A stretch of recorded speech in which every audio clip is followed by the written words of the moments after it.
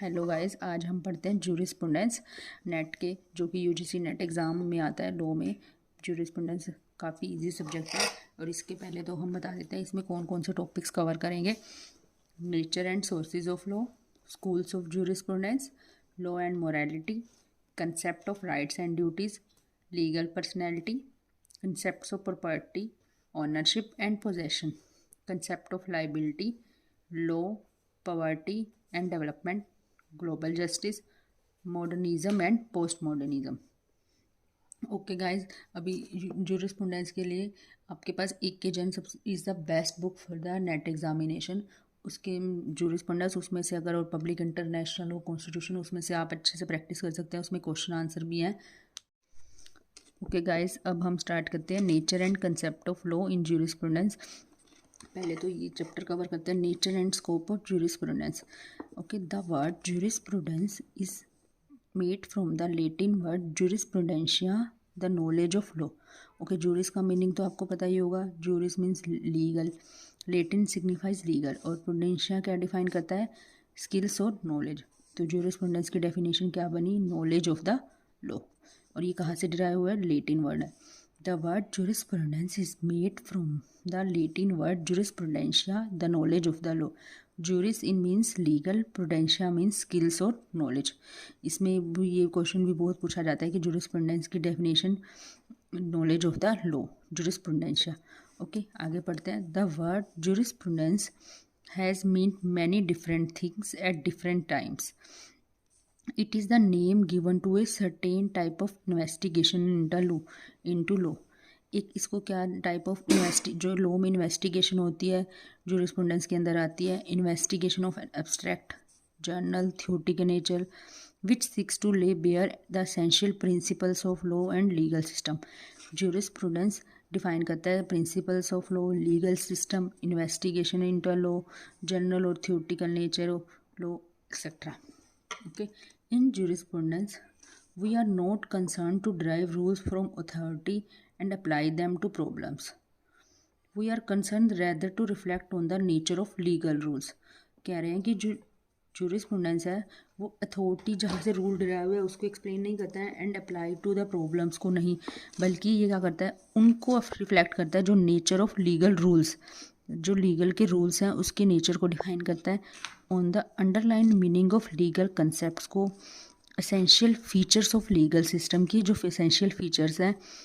In this jurisprudence comprises philosophy of law and is a second order subject whose object is not to discover new law but to reflect on the rules already known.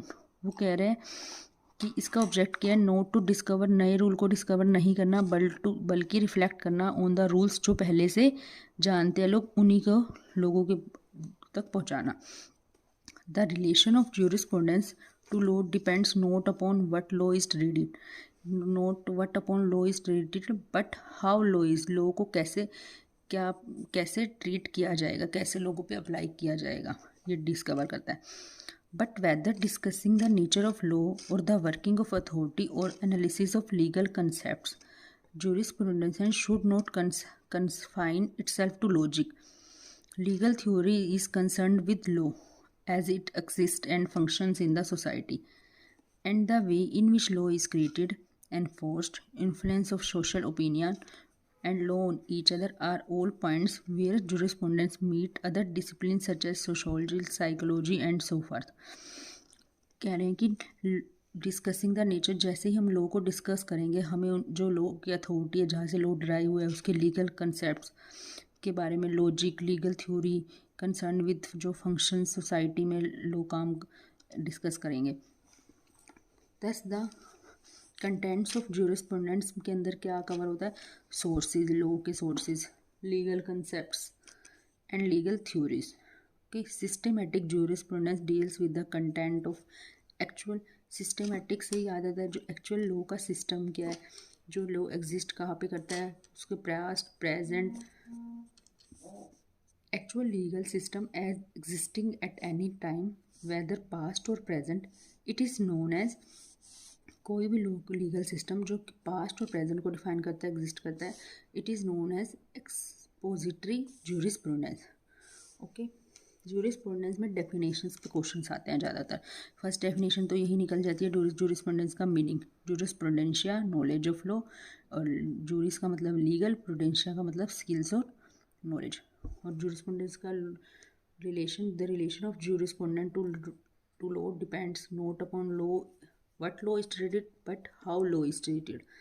ये jurisprudence किसको define करता है? नीचे sources of law, legal concepts, legal theory, और expository jurisprudence कौन क्या है? जो लीगल सिस्टम को डिफाइन करता है, वेदर इट इज़ पास्ट और प्रेजेंट।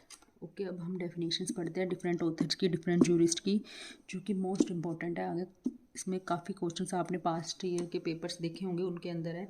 और हम एग्ज़ाम से पहले जूरिस्प्रूडेंस के पास्ट ईयर के सारे पेपर्स भी एक्सप्लेन करेंगे, डिस्कस करेंगे, ताकि काफ़ी अच्छी रिवीजन हो जाए।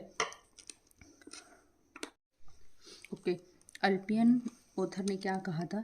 Jurisprudence is the observation of things.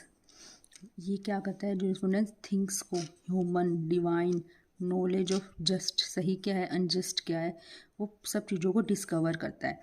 इसका मतलब वो ये कहते हैं कि जो जूरिस्प्रूडेंस है वो ऑब्जर्वेशन ऑफ थिंग्स, थिंग्स को, ह्यूमन को, divine, knowledge of just and unjust को डिस्कवर करता है।